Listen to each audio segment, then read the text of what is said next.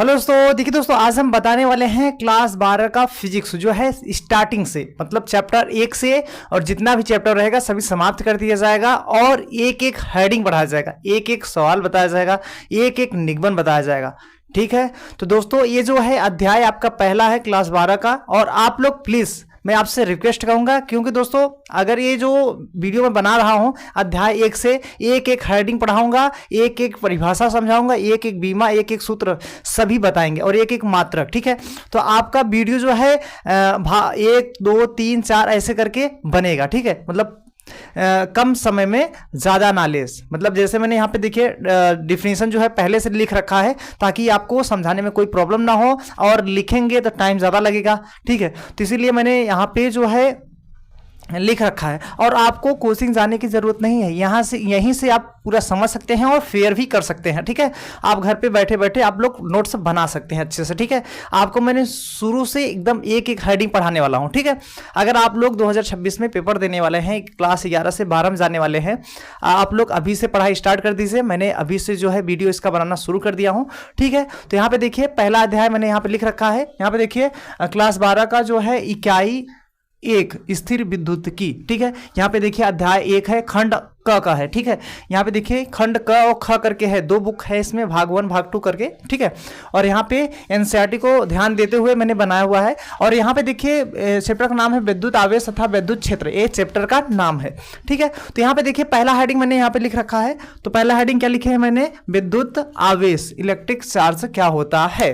तो दोस्तों इसका परिभाषा यहाँ पे मैंने पहले से लिख रखा है। तो यहाँ पे देखिए परिभाषा क्या कह रहा है, किसी पदार्थ का वह गुण जिसके कारण उसमें विद्युत तथा चुंबकीय प्रभाव उत्पन्न होता है, विद्युत आवेश कहलाता है। किसी पदार्थ का वह गुण जिसके कारण उसमें विद्युत तथा चुंबकीय प्रभाव उत्पन्न होता है, विद्युत आवेश कहलाता है। अब देखिए इसके बाद इसे हम लोग स्मॉल क्यू से प्रदर्शित करते हैं। यह एक अदिश राशि है। इसका एसआई मात्रा क्या होता है, कूलाम होता है। ठीक है, इसका एसआई मात्रा क्या होता है, कूलाम होता है। अगर कोई पूछेगा इसका फार्मूला क्या होता है, क्यू बराबर एन ई होता है। इसका फार्मूला क्या होता है दोस्तों, क्यू बराबर एन ई होता है। एक फार्मूला होता है क्यू बराबर आई टी होता है। ठीक है, अगर आपको ये परिभाषा, ये जो परिभाषा है, अगर आपको कोई दिक्कत लग रहा है, अगर परिभाषा याद नहीं हो पा रहा है तो देखिए एक बार समझ लीजिए, मैं आपको समझा भी दे रहा हूं। और अलग से एक परिभाषा और क्या बना सकते हैं, आई क्या होता है, धारा होता है, टी क्या होता है, समय। धारा और समय के गुणनफल को विद्युत आवेश कहते हैं। इतना छोटा सा परिभाषा में बता दे रहा हूं। अगर कोई अगला इसके अलावा भी परिभाषा में बता दे रहा हूं, धारा, आई धारा होता है, धारा और समय के गुणनफल को ही विद्युत आवेश कहते हैं। ये आपका डिफिनीशन हो जाएगा। ठीक है दोस्तों, अगर ये भी लिखना चाहते हैं तो अथवा में यहाँ पे लिख लीजिएगा, ये अथवा में। तो आप मैंने यहाँ पे एक ही परिभाषा लिखा है ताकि ज्यादा बड़ा नोट्स ना बनाए, कम नोट्स में आपको अच्छे से जानकारी हो जाए। ठीक है, इसलिए मैंने अथवा में भी नहीं लिखा, ये आप समझ सकते हैं। तो किसी पदार्थ का वह गुण, पहले ये वाला याद कर लीजिएगा, किसी पदार्थ का वह गुण जिसके कारण उसमें विद्युत तथा चुंबकीय प्रभाव उत्पन्न होता है, विद्युत आवेश कहलाता है। इसे स्मॉल क्यू से प्रदर्शित करते हैं। यह एक अदिश राशि है। इसका एसआई मात्रा क्या होता है, कूलाम होता है। ठीक है, इसका सूत्र मैंने बताया क्यू बराबर एन ई होता है और एक क्यू बराबर आई टी होता है।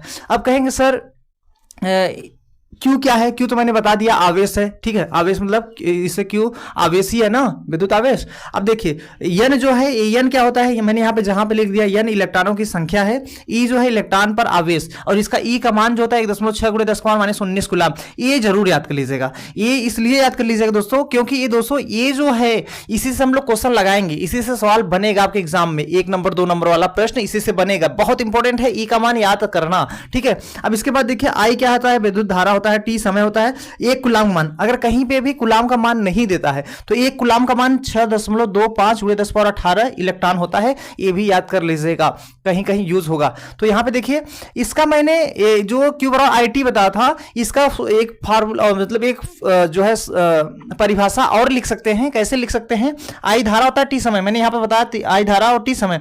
अगर इसका परिभाषा बनाना चाहे तो आई धारा और समय के गुणनफल को, विद्युत धारा और समय के गुणनफल को ही विद्युत आवेश कहते हैं। ये भी डिफिनेशन हम लोग अपने से बना सकते हैं। कितना छोटा सा डिफिनेशन है और आपको याद भी हो जाएगा, कोई गलत नहीं कर सकता। ठीक है, विद्युत धारा तथा समय के गुणनफल को, गुणा मतलब गुणा है ना इसके बीच में यहाँ पे इंटू। ठीक है, धारा तथा समय के गुणनफल को विद्युत आवेश कहते है।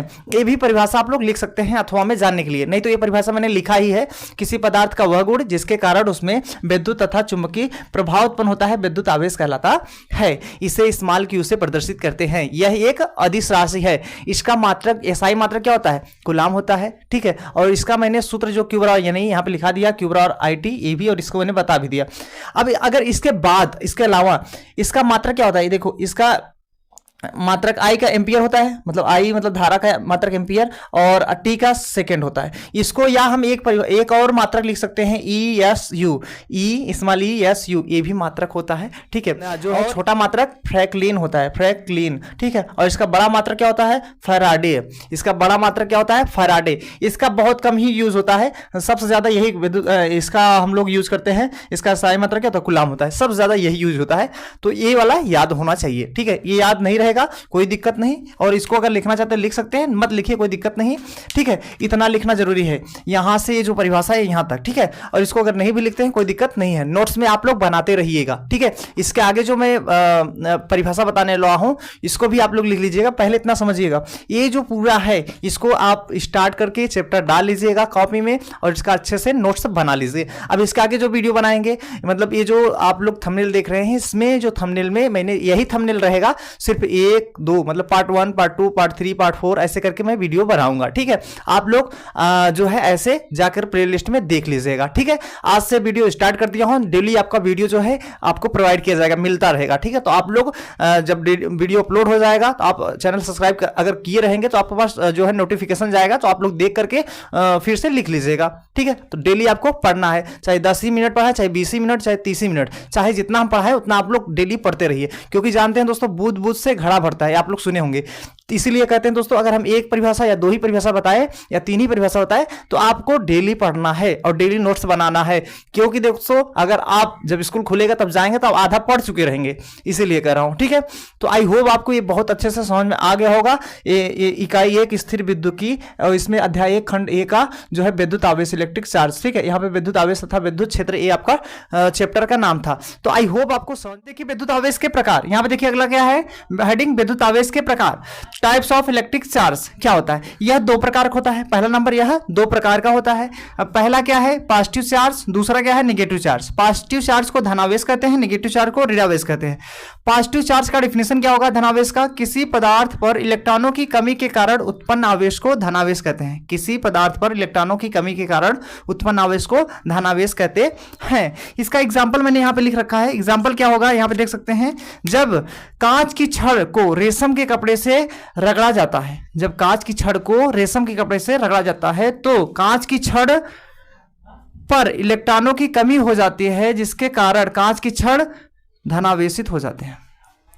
जब कांच की छड़ को रेशम के कपड़े से रगड़ा जाता है तो कांच की छड़ पर इलेक्ट्रॉनों की कमी हो जाती है, जिसके कारण कांच की छड़ क्या हो जाते हैं? धनावेश हो जाते हैं, ठीक है। इसका एग्जाम्पल है, आप लोग लिख लीजिएगा। अब अगला है आपका ऋणावेश क्या होता है? निगेटिव चार्ज, ठीक है। अगला क्या है? Negative charge.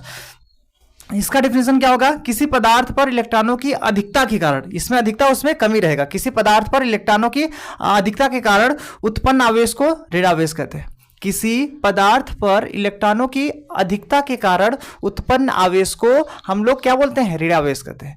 किसी पदार्थ पे इलेक्ट्रॉन की अधिकता होगा तो उस पे जो उत्पन्न आवेश होंगे ऋणावेश होंगे, ठीक है।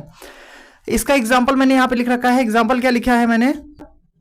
उदाहरण में, जब एबोनाइट की छड़ को फर्श से रगड़ा जाता है तो एबोनाइट की छड़ पर इलेक्ट्रॉनों की अधिकता हो जाती है, जिसके कारण एबोनाइट की छड़ ऋणावेश हो जाती है, ठीक है। ये आपका एग्जाम्पल हो जाएगा। एक बार और समझ लीजिएगा। उदाहरण क्या है? जब एबोनाइट की छड़ को फर्श से रगड़ा जाता है तो एबोनाइट की छड़ पर इलेक्ट्रॉनों की अधिकता हो जाती है, जिसके कारण एबोनाइट की छड़ ऋणावेश हो जाती है, ठीक है। ये आपका एग्जाम्पल है, उदाहरण। तो दोस्तों इस वीडियो में मैं इतना ही, और अगर आप लोग इसको फेयर बनाते रहिएगा ठीक है। और प्लीज़ आप नए हो तो पहले चैनल को सब्सक्राइब और बेल आइकन प्रेस कर लीजिए ताकि ऐसा वीडियो बनता रहे तो आपके पास नोटिफिकेशन जाता रहे, ठीक है। तो आपसे मैं यही कहूँगा, आप एक अच्छी सी कॉपी ले लीजिएगा, उसको मोटी सी, ठीक है, और उसमें आप लोग फेयर बनाना शुरू कर दीजिए। मैं एक एक हेडिंग हमको बताऊंगा और एक एक परिभाषा और एक एक मात्रक और एक एक सूत्र और एक एक सवाल कराऊंगा, ठीक है। एक भी हेडिंग छोड़ेंगे नहीं, और जो इंपॉर्टेंट है उसको मैं पहले से ही टिक कर दूंगा कि ये इंपॉर्टेंट है, वेरी इंपॉर्टेंट है, ठीक है। और सभी निगमन भी कराया जाएगा। अभी मैं स्टार्ट कर दिया हूँ। अब स्कूल खुलने से पहले आप लोग क्या करिए, मतलब चालू होने से पहले, जाने से पहले तो आप लोग इसको पढ़ते रहिए। स्कूल मतलब जाएंगे तब तक आधा पढ़ चुके रहेंगे, ठीक है। तो आप टाइम ना बर्बाद कीजिए। मैं यहाँ पे एकदम बेसिक से बता रहा हूँ, एकदम शुरू से एक एक हेडिंग बताऊंगा। आपको कोचिंग जाने की जरूरत ही नहीं पड़ेगी, आपको घर पे ही पढ़ सकते हैं आपको, ठीक है दोस्तों। तो दोस्तों इस वीडियो में बस इतना ही। और आपको कैसा लगा वीडियो आप लोग कमेंट करके बताइएगा। रोज पार्ट 1, पार्ट 2, पार्ट 3, पार्ट 4 करके ऐसे वीडियो बनेगा, ठीक है। आज ये पार्ट 1 है। कौन सा है? पार्ट 1। ये आपका पार्ट 1 है। कल पार्ट 2 आएगा, पार्ट 3, मतलब पार्ट 1, पार्ट 2, पार्ट 3 ऐसे करके आएगा वीडियो, ठीक है। तो आई होप आपको अच्छे से समझ में आ गया होगा। तो मिलते हैं दोस्तों फाइनली अगले वीडियो में। जय हिंद, वंदे मातरम।